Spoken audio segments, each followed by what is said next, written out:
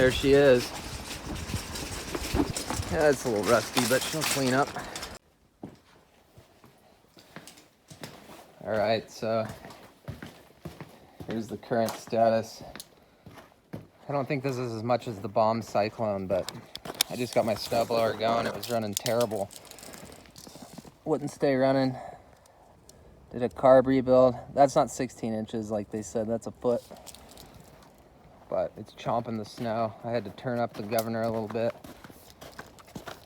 Gap down the plug.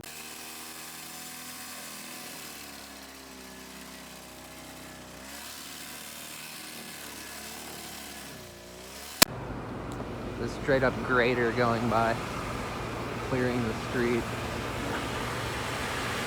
2 of them.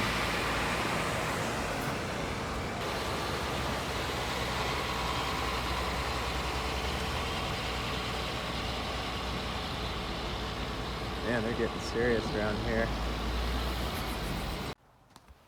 So got the driveway done, and that's what's left. I think it was up to about there to start. So about 3/4 of a tank to clear this foot of snow. Now I'm gonna do a cold start on the truck. I need to data log these so you guys can really see how I have it tuned, but this time I'm not going to.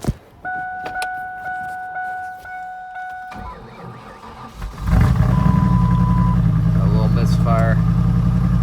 No stall.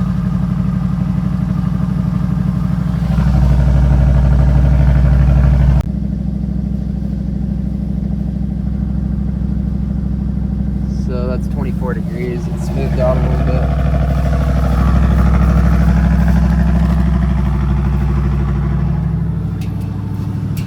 It sounded like it was missing at first. I'm gonna tear down that 302 today. And so when I first found this thing, this is pretty much how it was. I had to put a manifold back on and put the cylinder head back on, and it was pretty full of snow and ice. You can still see there's some ice in there, solid chunk, and a little bit of snow, but it's starting to melt. So I'm gonna get this thing flipped over and pull the pistons out and pull that other head off. So right now I'm hearing maybe I should have kept the 302 instead of swapping to the 351, and I don't know. I will say the 302 served me well. This thing looks pretty clean on the cylinder head that wasn't pulled. Somebody cut the bolt right there. I can remove that one pretty easy. But looking down in the ports, I can't really show very well, but it's a bit cleaner than the 302 that came out of my truck. One of them's got a little red in there. I saw a lot of that on the turbo when I had taken it apart. Oh yeah, icicles. Let's show you guys inside of here. Oh, that one looks nice. A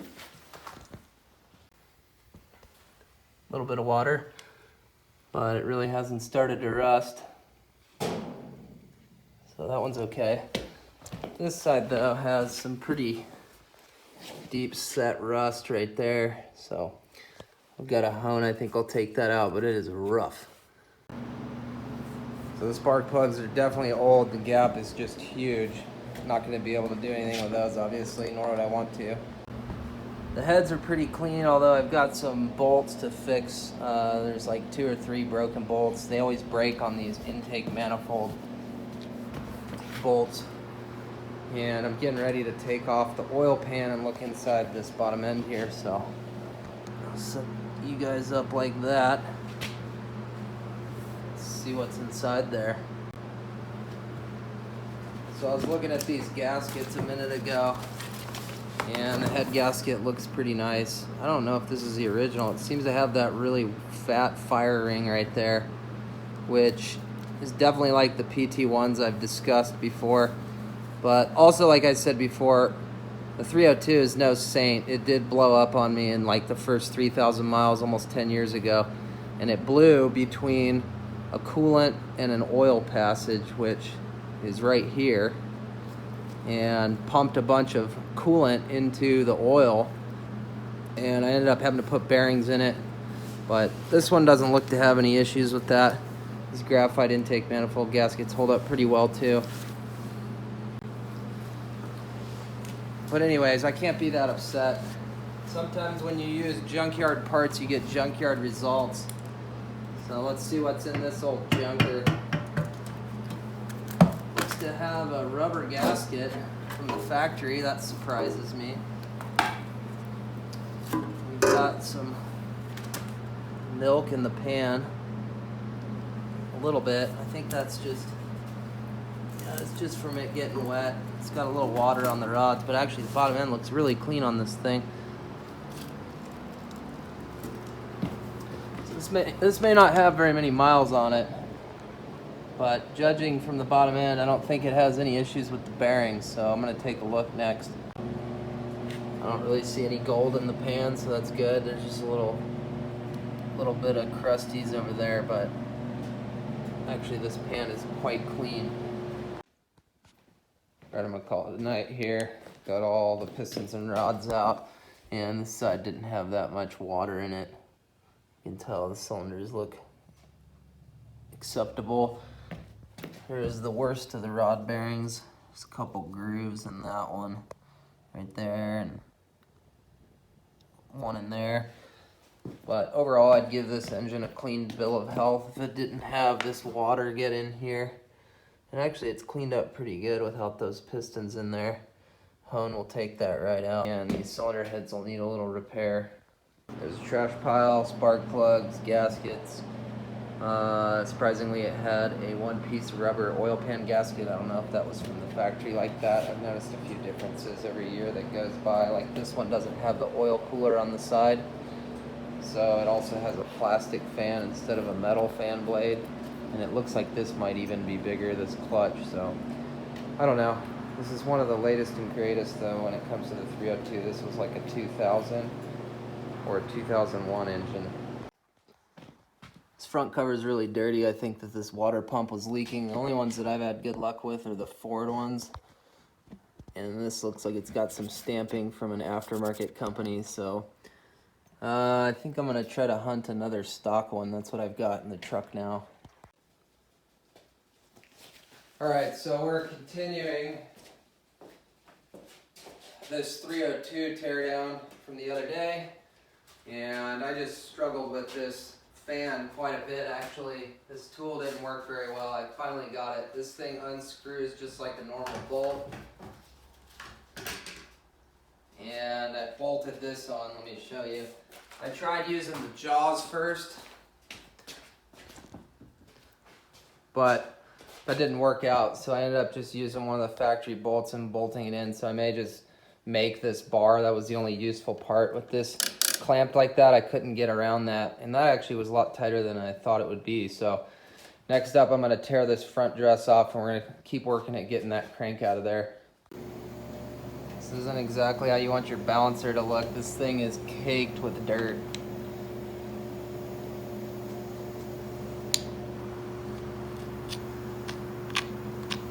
Somewhere in here there should be somewhere to bolt this thing to my puller, but I can't see it because this thing's just filthy.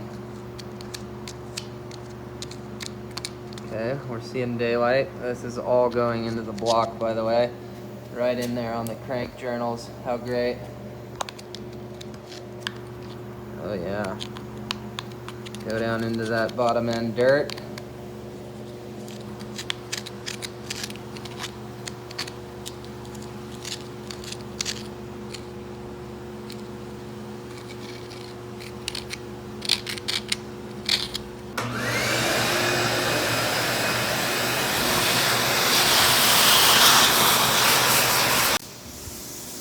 Apparently these bolts are some sort of metric fastener. They only go in a few turns, and this thing seems crooked, but we'll give it a shot.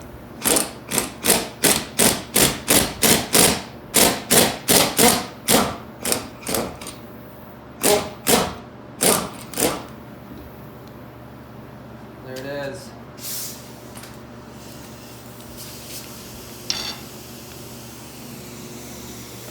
Those bolts have seen better days, but they have a 10.8 marking on top, so I guess that's a metric thread in there. Alright, getting ready to go at it with this flex hone. That's 120 grit. I try to do like 10 to 20 seconds per bore, like to take out that rust. So just gonna put a little ATF on it and then spin it.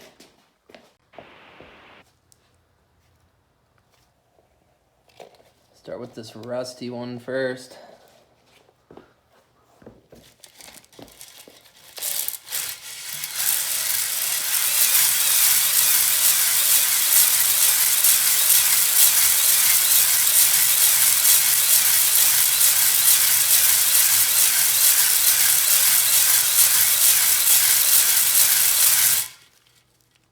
Okay, now I'm going to turn it the other way and do about 10 more seconds.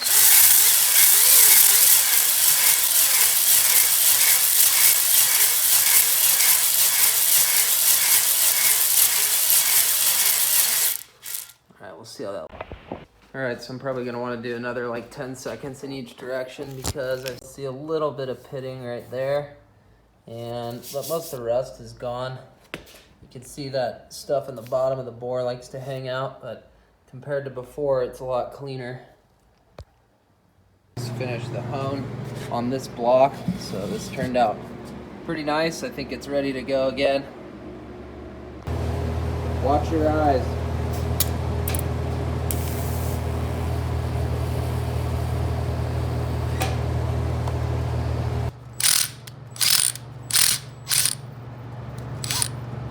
There you go. A bolt. Okay, this one should be a little easier, but I cleaned it up already. I'm gonna hammer it just a few times to loosen this crud up. And then we'll just tin that with a weld and then build it up to weld a nut to it. All right, so now we're gonna burn that nut in there.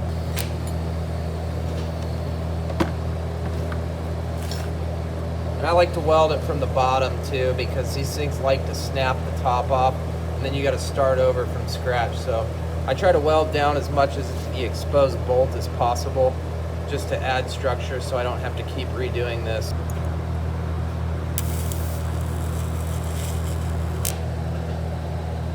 So now I'm pretty sure that won't break off.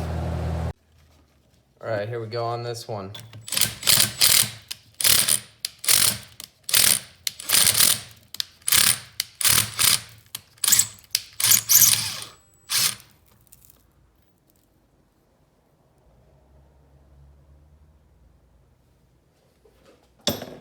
Next, so this might be a bad one. It's just the short. The fact that it's broken off so deep is what's probably gonna make this one tough. But we'll give ourselves the best advantage, hope for the best. But this thing seems like it's stuck in the bottom of the ocean, boat anchor style. It's just one piece here with the rest of this head. So, I don't know. I have to work on this one a little bit. That's what we're starting with. That's not a lot.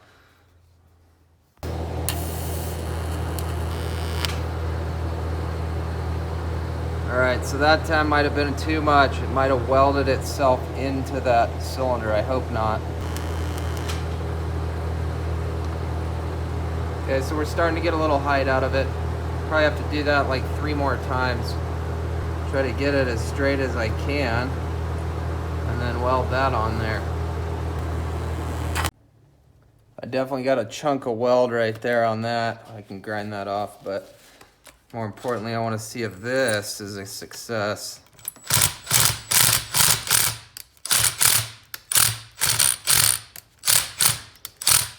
That looks promising.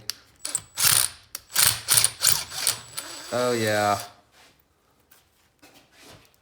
Success. Minor collateral damage. I can probably hit that off with the chisel. I think that's gonna be the hardest one and we're good. There we go.